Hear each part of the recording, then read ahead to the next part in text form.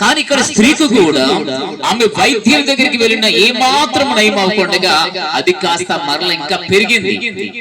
దేవుని బిడ్డలు మరి గమనించండి, అలాంటి పరిస్థితుల్లో ఆమెకి ఏం చేయాలో తెలట్లేదు. ఉన్న డబ్బు ఖర్చు అయిపోతుంది, ఖర్చు అయిపోయింది. ప్రతి డాక్టర్ దగ్గరికి వెళ్ళింది, ఎవరెవరో చెబుతున్నటువంటి మాటల్లో విన్నది. కొంతమంది చెప్తుంటారు కదా, పుల్లమ్మ ఎల్లమ్మలు చెప్తూ ఉంటారు, అయ్యో ఇక్కడ కాదమ్మా పలానా దగ్గరికి వెళ్ళమ్మా, అక్కడ కాదమ్మా ఇంకో చోటకి వెళ్ళమ్మా అని ఒక్కొక్కరు సలహా ఇస్తూ ఉంటారు. ఆ మాటలన్నీ వినేసింది, వెళ్ళిపోయింది.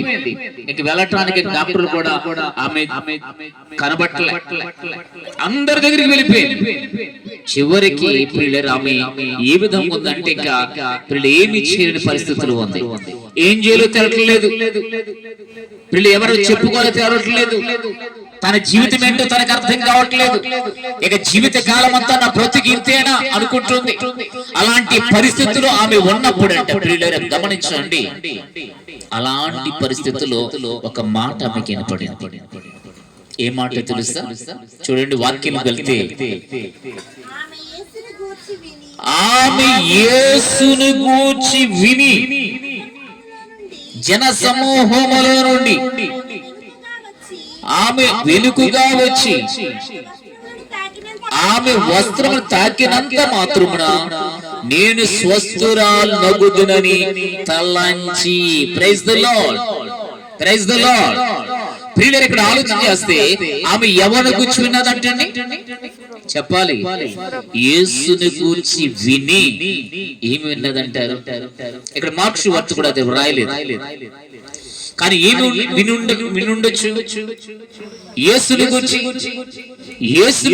ఏమి విన్నదంటే ఆయన ఒక పరమ వైద్యుడు, ఆయన అసాధ్యమనేది ఏది లేదు. ఆయన దగ్గరికి అనేక మంది రోగులు వస్తున్నారు. యేసు దగ్గరికి ఎవరు వచ్చినా బాగుపడి వెళుతున్నారు. యేసు దగ్గరికి ఎవరు వచ్చినా స్వస్థపరచబడుతున్నారు. యేసు దగ్గరికి ఎవరు వచ్చినా వారి కష్టాలు తొలగుతున్నాయి. యేసు దగ్గరికి ఎవరు వచ్చినా వారి యొక్క ఎంతగానో ఆనందిస్తూ ఉన్నారు. యేసు దగ్గరికి వచ్చినటువంటి ప్రతి ఒక్కరు బాగుపడుతున్నారనేటువంటి విషయాన్ని, ఆ మాటను ఈమె విన్నది.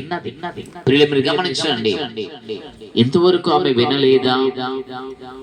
ఇంతవరకు ఆమె వినలేదా? నేనంటాను వినలేదు. ఎందుకు వినలేదు?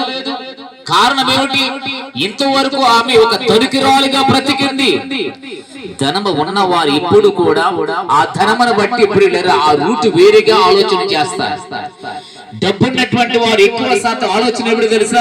నేను ఈ విధముగా వైద్యానికి వెళదాం, ఈ విధముగా నేను చేయించుకోగలను, ఈ విధంగా నేను బాగుపడగలను, ఈ విధముగా నేను స్వస్థపరచబడగలను. కాబట్టి ఆ డబ్బును బట్టి ప్రియులారా వారు వేరే వేరే ప్రియులారా మార్గాలు వెతుకుతూ ఉంటారు. ఈమె కూడా అదే చేస్తుంది.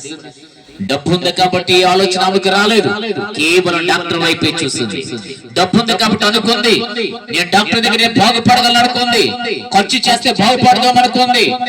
ఆ విధంగా ఆమె ప్రయత్నాలు అన్ని చేసింది, కానీ యేసుని గురించి మాత్రం ఆమె వినలేదు. అంటే వినటానికి ఆమె అవకాశాన్ని ఇవ్వలేదు.